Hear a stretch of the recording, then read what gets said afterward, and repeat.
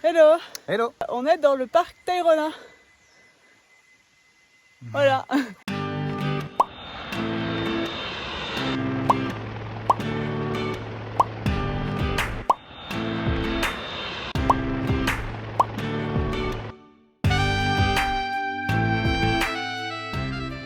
Donc on vient de rentrer par la petite entrée qui est l'entrée Calabazo. On a évité le payage à l'entrée de justesse. T'arrives pas de suite à l'entrée. Il y a un petit gars qui met une corde à l'entrée et qui dit il faut payer 2000 pesos par personne pour pouvoir rentrer et marcher jusqu'à l'entrée 200 mètres. En gros, il te donne les explications sur le parc, très brièvement. Et ensuite, il te demande de payer 2000 pesos par personne pour l'entretien des chemins. Sauf que les chemins, c'est de la terre battue. C'est ça quoi. Donc il n'y a pas vraiment d'entretien.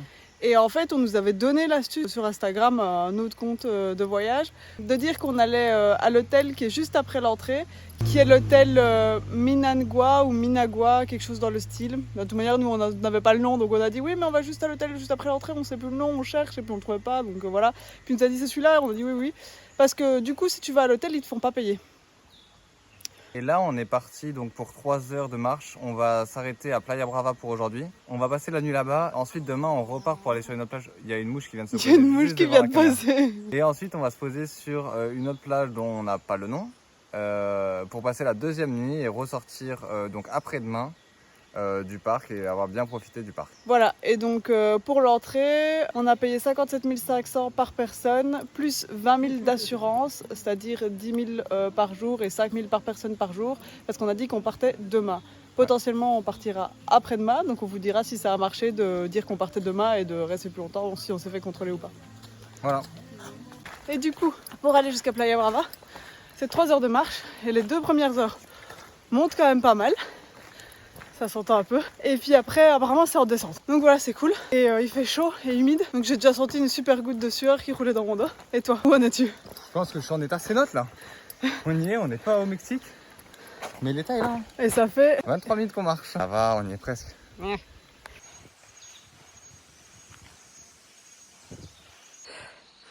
Ça, c'est ce qu'on vient de monter. Mais il en reste encore.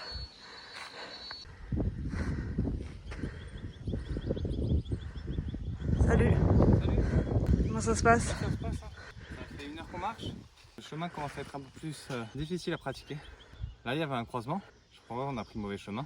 On va devoir redescendre. Je pense aussi qu'on a pris le mauvais chemin, mais j'avais envie de voir si au-dessus, si on avait une vue un peu plus dégagée. Ouais. Et c'est le cas, donc c'est cool. Mais ouais, c'est quasi sûr que c'était à droite.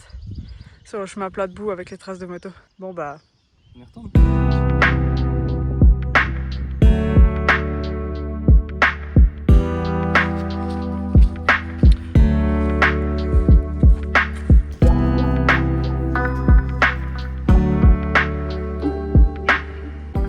C'est bon, on a passé la partie qui monte le plus. Bon, ça monte toujours un peu, faut quand même pas pousser le run. Oh, il y a de l'eau au sol, c'est chiant. Tout à l'heure, on a vaguement entendu des singes hurleurs, mais ils étaient très très loin. J'aimerais vraiment bien en voir une fois. Chaque fois, on les entend, mais on les voit pas. Hello.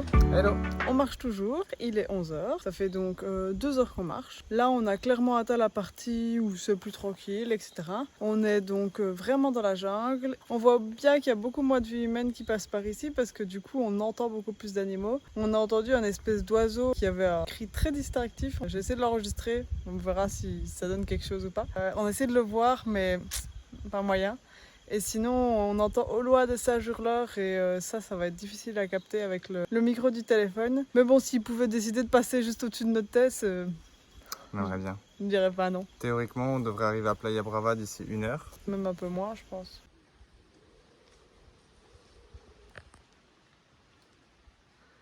Je sais pas si on les entend, mais les singes hurleurs sont quelque part par là.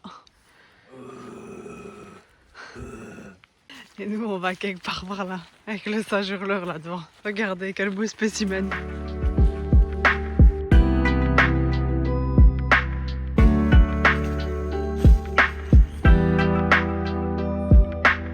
Qu'est-ce qu'on voit là dans le fond? On voit non pas le ciel, on voit la mer.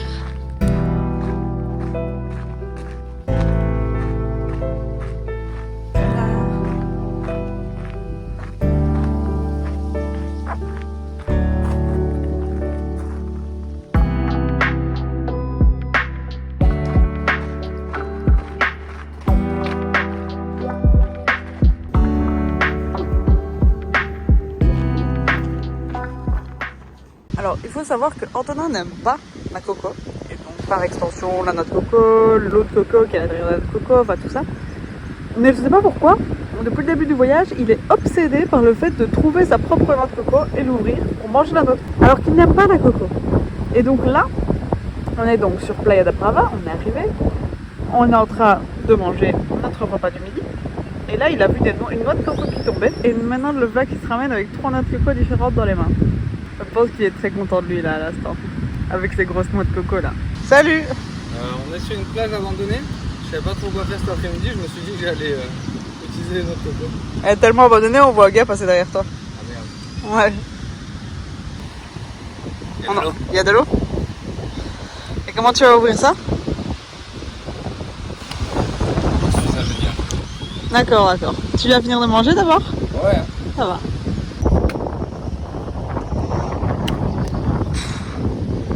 Antonin a clairement engagé de l'aide dans sa quête à la noix de coco.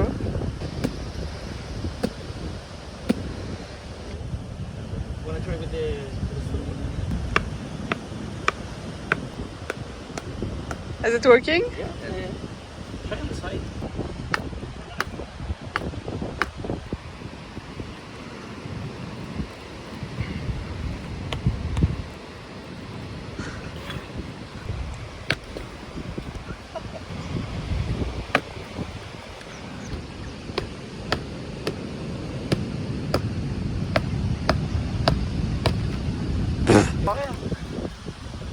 You like coco? Coconut? Yeah, you actually do. You guys like it? No, he doesn't like it. Just one over. Yeah, he said it was so like an achievement in life yeah. to just get the coconut and open it. Yeah, we have the Oh. But yeah, the coconut is Yeah. there. So much work for so little thing. Ah, Nice.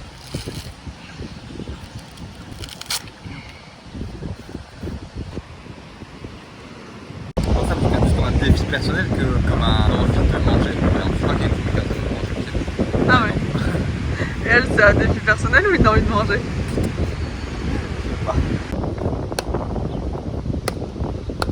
Oh, Oh, that's cheating. nice. Coco. Yeah, I do nothing and then I get to eat the first bait. This was my plan. Somewhere else. Là, il y a de la coco. Regarde un peu comme c'est super épais l'enveloppe et puis après il y a encore une enveloppe noire et puis seulement là la coco. Coco. T'es content? Ouais. Ouais, très content. Ouais. C'est moi qui vais la manger du coup? Ouais. Cool. Il y a beaucoup? Ouais, de ouf.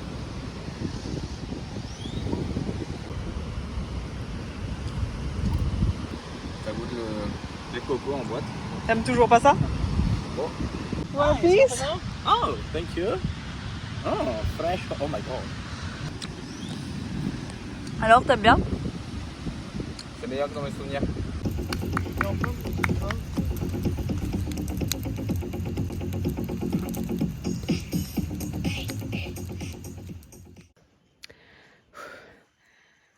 Hello.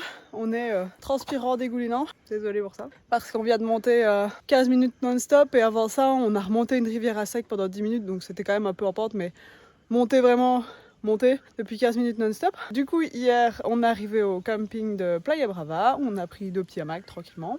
Il y avait encore pas mal de place. On est arrivé vers midi. Après, Antonin a découvert qu'il y avait des noix de coco partout parce que c'était plein de cocotiers. Et du coup, il s'est mis en tête d'ouvrir une noix de coco challenge. Ça a marché, j'en ai même ouvert 2. Une pour nous et une pour quelqu'un qui essaie de le faire. Ensuite, on a été se poser à une cascade qui est toute proche de Playa Brava. Ouais. Et on a rencontré des gens, donc on a discuté. J'ai fabriqué une petite canne à pêche et on s'est rendu compte qu'il y avait pas mal de petites écrevisses dans le petit lac. Donc à l'aide d'un petit tapas de coco, Antonin s'est gentiment battu avec les écrevisses. Disons qu'elles attrapaient le fil et puis lui il tirait, elle tirait, il tirait. C'était assez amusant. Mais on n'en a pas sorti une de l'eau déjà parce que c'était difficile puisque dès qu'elle avait une pince qui sortait de l'eau, elle lâchait. Et puis parce qu'on savait pas trop, vu qu'on est dans une réserve naturelle, on pense qu'on peut pas pêcher chasser, quoi, tout etc. ça. Mais vu qu'on n'a pas internet, on savait pas vérifier ça. Donc On a plutôt préféré le laisser tranquille et continuer notre chemin. et puis du coup on est revenu et on a mangé. Les repas ici sont ultra chers, beaucoup plus chers que ce qu'on pensait, puisque je pensais qu'on paierait 20-25 000 par personne pour les plats les moins chers. Et le plat le moins cher, c'était 2 œufs végétariens et c'était 30 000. Et sinon, on a pris du poulet, donc 35 000. Donc c'est beaucoup plus cher que prévu. Mais heureusement, on avait prévu les pique-niques pour le matin et le midi. Donc ça limite un petit peu les coûts. Et puis après, Antonin a fait un petit volet avec des gens. Et puis après, on a fait un feu le soir. Ensuite, on s'est posé sur la plage pour regarder un petit peu la bioluminescence avec le plancton qui s'illumine dans le noir. Ouais, il n'y en avait pas beaucoup. Il y en avait de temps en temps, mais c'était cool quand même. Juste tous les deux cette fois-ci. Puis après, on a été se coucher et puis réveil ce matin plutôt tranquille. Ouais. Parce qu'au final, il n'y a pas tant de route que ça à faire pour aller jusqu'à l'autre plage. Et donc là, on marche et on se rend directement aux autres plages. Voilà, c'est ça. Et du coup, ce matin, pour petit déjeuner, on s'est encore cassé une autre coco parce que du coup, free food. Et puis, bah, c'est bon, enfin, c'est pas mal. On va reprendre la petite marche agréable. C'était notre pause. Allez, à tout à l'heure. Ciao!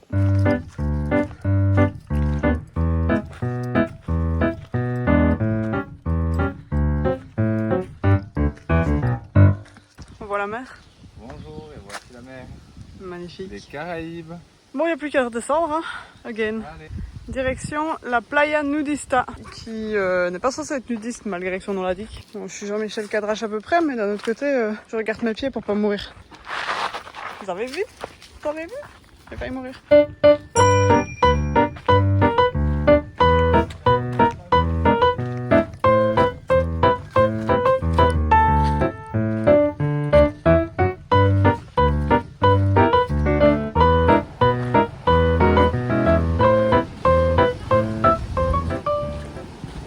Et donc ici, on est sur la Playa Nudista normalement.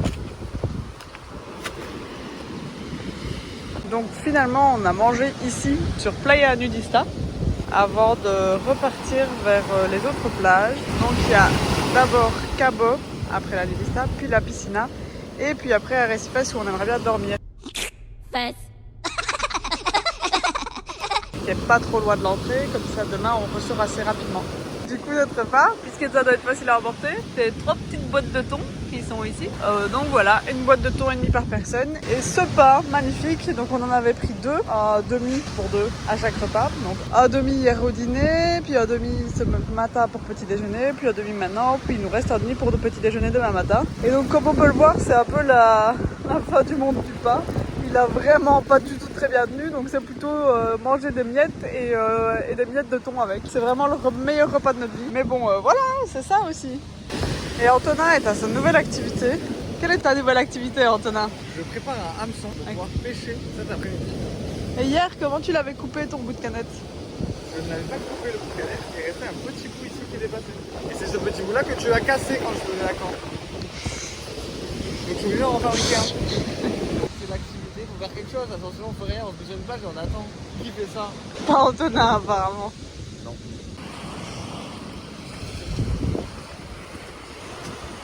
On redit allô? Ouais.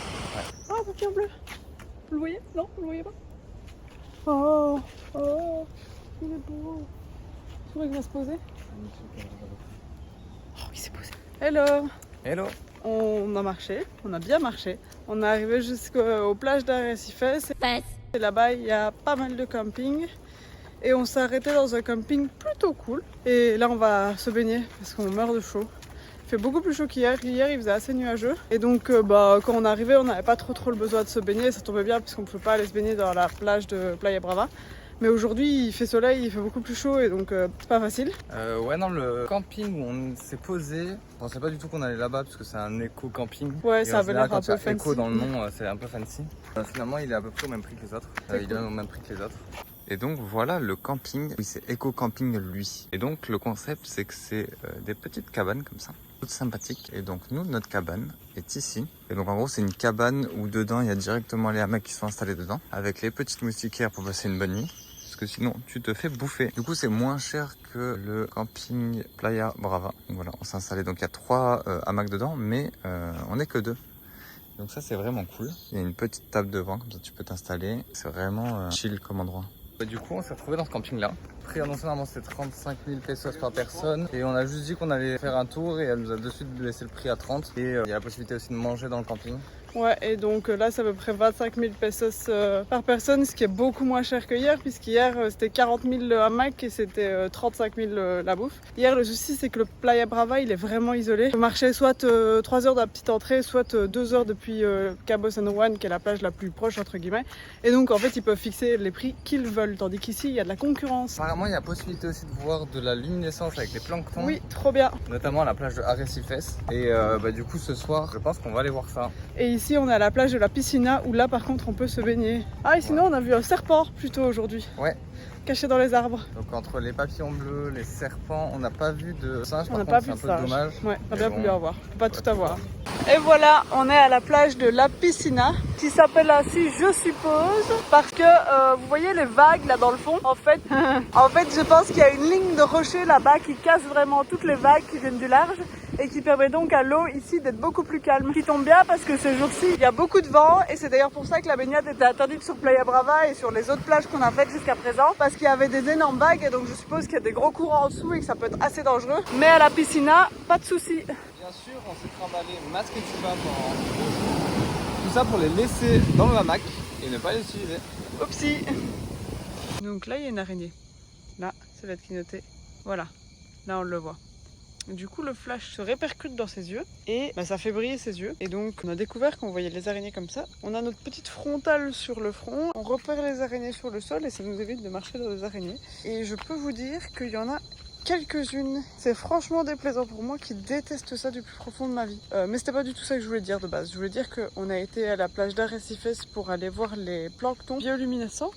Parce que le mec du camping auquel on a été demander les prix nous avait dit tout à l'heure que l'avantage de la plage d'Arrecifes c'est qu'il y avait blindé de plancton luminescents et donc on pouvait vraiment voir la mer qui était pleine de bioluminescence. Oh là, il y en a plein là, vas-y. Il y en avait déjà plein là tout à l'heure. Et en fait il y avait air.